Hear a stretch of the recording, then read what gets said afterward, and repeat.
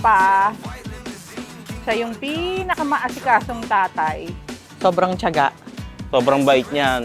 Saka stricto siyang father. Sana tong araw na to i-enjoy mong mabuti.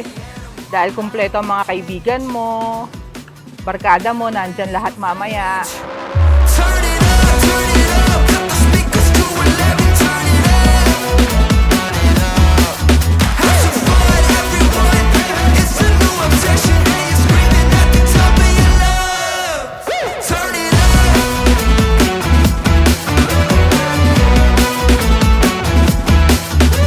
Happy birthday, Papa. Wish ko lang ma-maintain mong maayos ang health mo para matagal tayong magkasama-sama every Sunday. Papa, sana masaya ka ngayong birthday mo. Sana manatili kang healthy tsaka happy. Pagka healthy tsaka happy ka, happy na rin kaming lahat.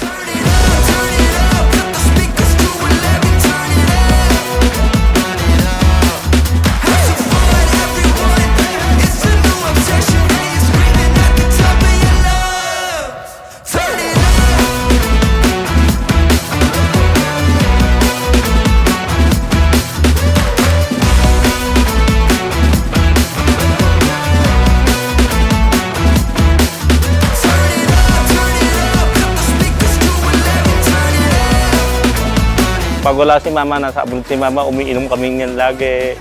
Nag-uusap about sa mga apo niya, about sa akin. Kailan daw ba ako mag-aasawa?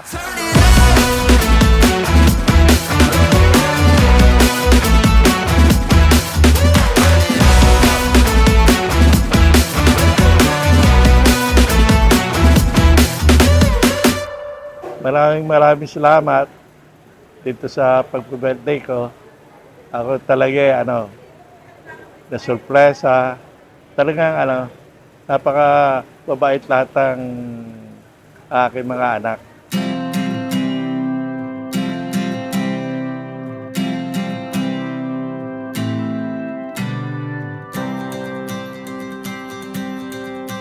Happy birthday, Papa! Sana napasaya namin siya dito sa pinrepare namin na occasion para sa kanya, sa celebration na to. At sana bigyan pa siya ng mahabang buhay, ng masaya at healthy. Papa, masaya ako ngayon na nakikita ka ng relax. Kayo ni Mama at free from stress. Masaya ako na healthy ka at hindi na masyadong matigas ang ulo mo.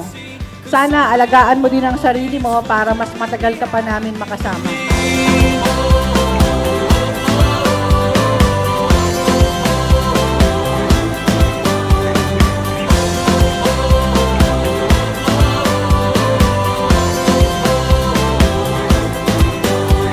Your tears, they say 1,000 words.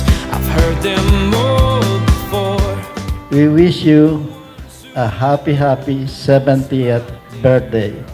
They said that family is just not a thing. It's everything. My papa may not have a long list of achievements or professional successes in life, but he bestowed upon me the greatest gift of all. He believed in me. Naniniwala din siya sa aming magkakapatid.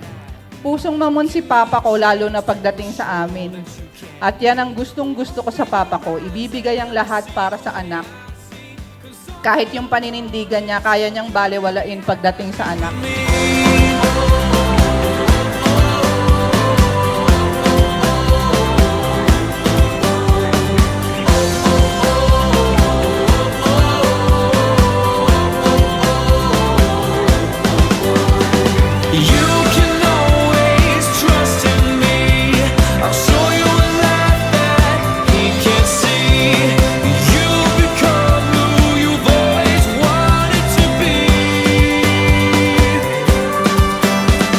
Yan ang walang itinagong ugali. Talagang mabait.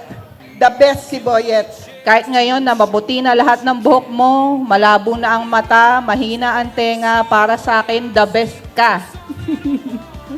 Mahal na mahal ka namin, Papa.